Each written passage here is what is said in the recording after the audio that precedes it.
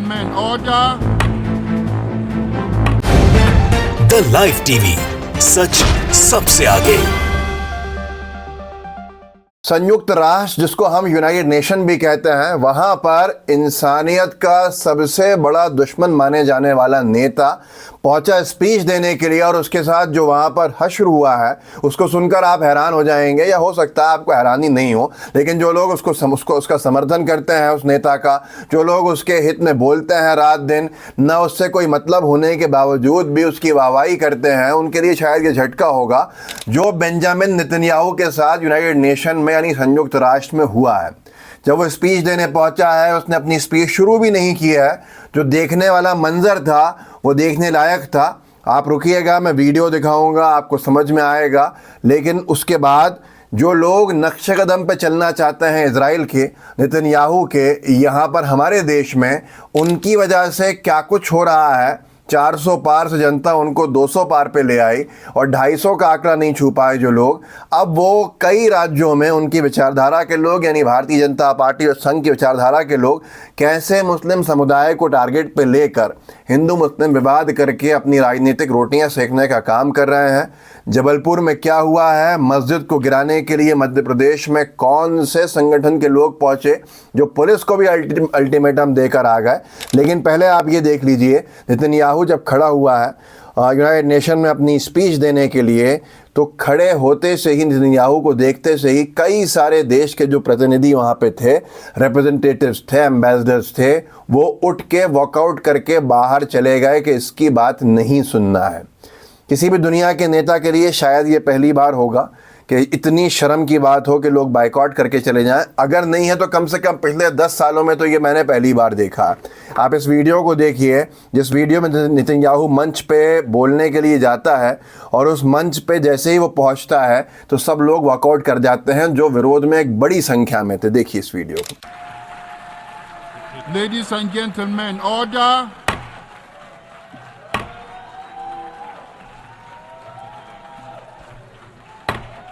Order, please.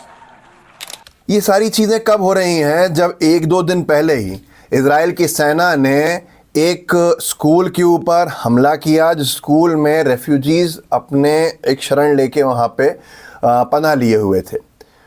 War crime होता है अगर आप रेफ्यूजीज़ पे हमला करते हैं। ऐसे वॉर क्राइम्स को सामान्य बना चुका है ये व्यक्ति अपने नेतृत्व में इजरायली डिफेंस फोर्स के माध्यम से, कि जहाँ पर साफ तौर के ऊपर ये अब एक नॉर्मल सी चीज़ है कि रेफ्यूजी कैंप्स के ऊपर हमले हो रहे हैं। ये रेफ्यूजी कैंप्स, अल जज़ीरा ने लिखा है, Israel attacks school sheltering displaced Palestinians in Gaza. इसके बाद नेतन्याहू पहुंचा यूनाइटेड नेशन में अपना भाषण देने के लिए, समर्थन के लिए। तो जाहिर सी बात है, इस तरह की चीज़ों के बाद क्या होना था वही हुआ। आपने उस वीडियो में देख भी लिया कि कैसे लोगों ने इसका वॉकआउट करके बहिष्कार किया। लेकिन जो लोग नेतन्याहू के विचारधारा पे या तरीके पे चलने का प्रयासरत हैं, हमारे देश में कुछ भाजपाई, कुछ संघी मानसिकता के लोग, उन्होंने क्या किया है आप सोचिए। ये एक वीडियो है, अंसार इमरान ने डाला है कि 2 पड़ोसियों की जब आपस की लड़ाई हुई तो उस चक्कर में बहराइच के एक इलाके में 23 मुसलमान के घरों पे को प्रशासन द्वारा बुलडोज़र चलाकर तोड़ दिया गया।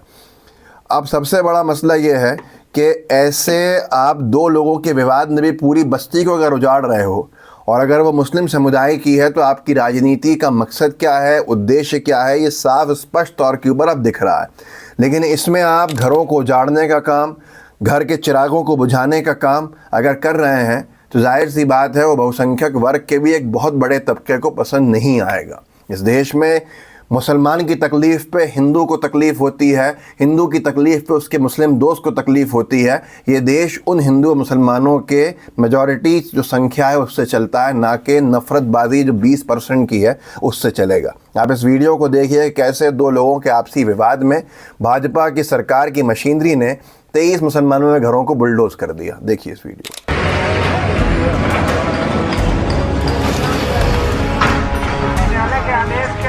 कार्रवाई हो रही है, न्यायालय के आदेश के अनुरूप में कार्रवाई हो रही है। उस आदेश के अनुरूप में पालन अगर कोई व्यक्ति अवरोध उत्पन्न कर रहा है उसको पकड़ ले, तो उसको उसके विरुद्ध कार्रवाई की जाएगी। अब यहाँ पर ये बहुत सारी चीज़ें हैं। अगर आप देखेंगे, जब से चुनाव के परिणाम आए हैं, भारतीय जनता पार्टी के 400 पार के नारे को जनता ने पंक्चर किया है, तब से बीजेपी शायद इन चीज़ों में मुसलमानों को निशाना बनाने में और तेज़ हो गई है।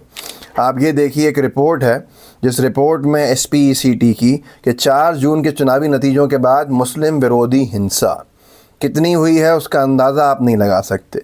आप खुद सोचिए, राजस्थान में, तेलंगाना में, हिमाचल में, उड़ीसा में मुस्लिम विरोधी हिंसाएं, मुसलमानों की दुकानों की लूटपाट हुई है। भाजपा सरकारों ने बाकी की कसर बुलडोज़र चलाकर पूरी की है। सबसे बड़ा सवाल यही है कि इन घटनाओं में मुसलमानों के ख़िलाफ़ जो है तेज़ी क्यों आई है। 400 पार ना होने का जो गुस्सा है वो है, या कोई और वजह है कि लोगों ने मोहब्बत की दुकान को अपनाया, इसका गुस्सा है। तो ये बहुत सारी चीज़ें हैं। और ये जो जैसे मॉब लिंचिंग 7 जून को हुई है छत्तीसगढ़ में, 18 जून को अलीगढ़ में एक 35 वर्षीय मुस्लिम व्यक्ति औरंगज़ेब और फरीद की पीट कर हत्या कर दी गई है। 22 जून को गुजरात के चिखोदरा में क्रिकेट टूर्नामेंट में मैच देखने गए 23 वर्षीय सलमान वोरा को चरमपंथी भीड़ ने बेरहमी से पीट कर मार डाला है। 24 जून, ये सब 3-3, 4-4 दिन का फ़र्क है। 24 जून को छत्तीसगढ़ के दंतेवाड़ा के तोयलंका गांव में एक महिला की हत्या केवल इसलिए कर दी गई थी क्योंकि उसने और उसके परिवार ने ईसाई धर्म अपनाया था।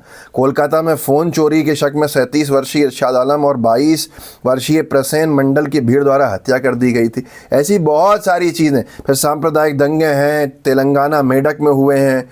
इसके अलावा अगर देखा जाए, राजस्थान के जोधपुर सुरसागर में हुए हैं, हिमाचल प्रदेश के नाहन में हुए हैं। अहंकारी बुलडोजर चला है, मध्य प्रदेश के मंडला में चला है, मध्य प्रदेश के जावरा में चला है, उत्तर प्रदेश के लखनऊ में चला है। ये पूरी रिपोर्ट बनी हुई है। इसके ऊपर क्या कहेंगे। मध्य प्रदेश तो नया संघ का प्रयोगशाला दोबारा बनाने का काम चल रहा है।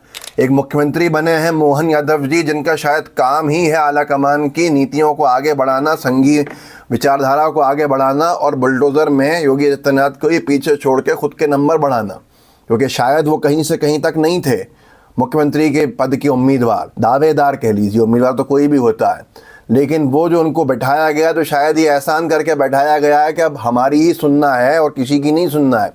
जबलपुर में एक मस्जिद को अवैध कह के ये मुस्लिम स्पेसेस डाला है। ऐसे कट्टरपंथी संगठन तोड़ने पहुंच गए। वहाँ पर जो मस्जिद की बात कर रहे थे, वो कह रहे हैं मंदिर की भूमि में मस्जिद निर्माण हुआ है, ये आरोप लगाया, जबकि मुस्लिम पक्ष साफ कह रहा है कि मस्जिद वक्फ की ज़मीन पर है। लेकिन फिर भी जो संगठन पहुंचे थे, चरमपंथी, दक्षिणपंथी, उन्होंने 10 दिन का पुलिस को अल्टीमेटम, प्रशासन को अल्टीमेटम दिया। आप सोचिए तो हौसले कहाँ हैं। देखिए इस वीडियो को। रांची स्थित मरवी मस्जिद तोड़ने पहुंचे विश्व हिंदू परिषद और बजरंग दल के कार्यकर्ताओं और पुलिस के साथ हुई हल्की नोकझोंक। जबलपुर के रांची स्थित मरवी इलाके में एक मस्जिद को लेकर आज तनाव के हालात पैदा हो गए। विश्व हिंदू परिषद और बजरंग दल के सैकड़ों कार्यकर्ता मस्जिद तोड़ने की जिद पर अड़े रहे। कार सेवा करने के ऐलान के साथ मरवी इलाके में पहुंचे हिंदूवादी संगठनों के कार्यकर्ताओं ने काफी देर तक नारेबाजी की और अवैध मस्जिद को तोड़े जाने की आवाज बुलंद की। दरअसल रांची के मरवी इलाके में स्थित इस मस्जिद को लेकर हिंदूवादी संगठनों में गहरी नाराजगी है। तो ये तमाम चीज़ें हैं जिसके बाद पता चलता है कि आज हालात कितने गंभीर कर दिए गए हैं, कितने ख़राब कर दिए गए हैं। आप ये सोचिए कि हाजी अली दरगाह तक को बम से उड़ाने की धमकी दी है कि तुरंत गिरा दो। तो ये सारी चीज़ें कहाँ लेके जा रही हैं, ये बड़ा सवाल है। इस वीडियो को आगे ज़रूर बढ़ाइएगा ताकि लोग जागरूक हों। जय हिंद, जय भारत।